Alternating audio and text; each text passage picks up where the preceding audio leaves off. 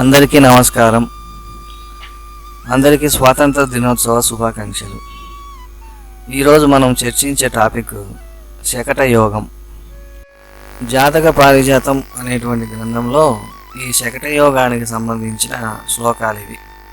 వీటి యొక్క భావం ఏమిటంటే, చంద్రునకు 6వ స్థానమున కానీ 8వ స్థానమున కానీ బృహస్పతి ఉంటే, అట్లున్న బృహస్పతి లగ్నం నుండి కేంద్రములో ఉండకుండా ఉంటే దానిని శకట యోగం అంటారు అని చెప్పబడింది.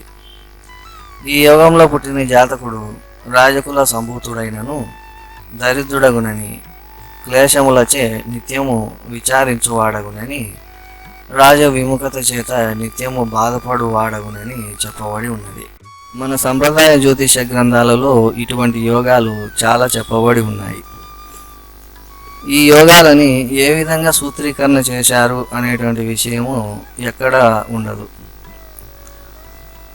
లగ్నంతో ప్రమేయం లేకుండా, భావాలతో ప్రమేయం లేకుండా ఈ యోగాలు అనేటువంటివి ఏ విధంగా కలుగుతాయి అనేటువంటి విషయము వాళ్ళకే తెలియాలి.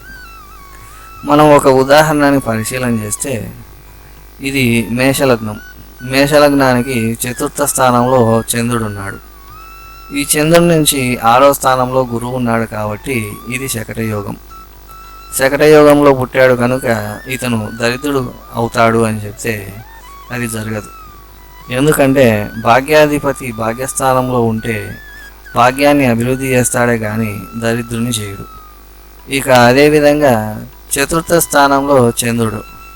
ఈ చంద్రుడు క్షీణచంద్రుడు అయింటే 4వ భావాన్ని మరియు రాజ్యస్థానాన్ని రెండింటిని సూపరుచుట వలన పాలనా శక్తిని మరియు బంధు సౌఖ్యాన్ని, భూగృహ వాహనాది సౌఖ్యాలని కలిగిస్తాడే కానీ అశుభపరచుడు.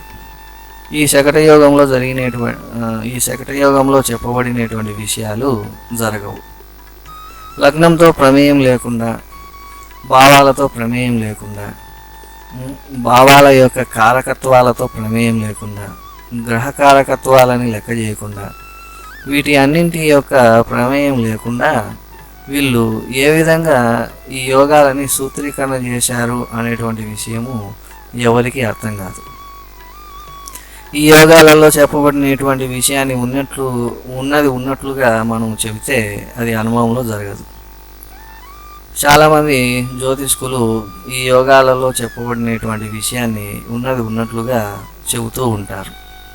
అది అనుభవంలో జరగదు.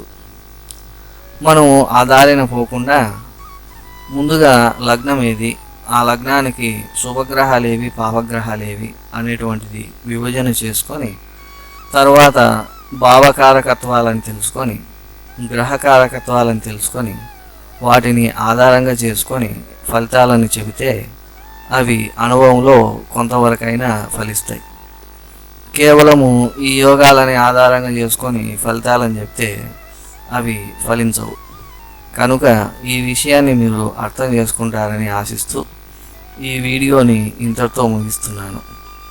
తర్వాతి వీడియోలో ఇంకొక యోగాన్ని పరిశీలన చేద్దాం. అంతవరకు సెలవు. నమస్కారం. ఈ వీడియో నచ్చితే మా ఛానల్ని లైక్, షేర్, సబ్స్క్రైబ్ చేయండి.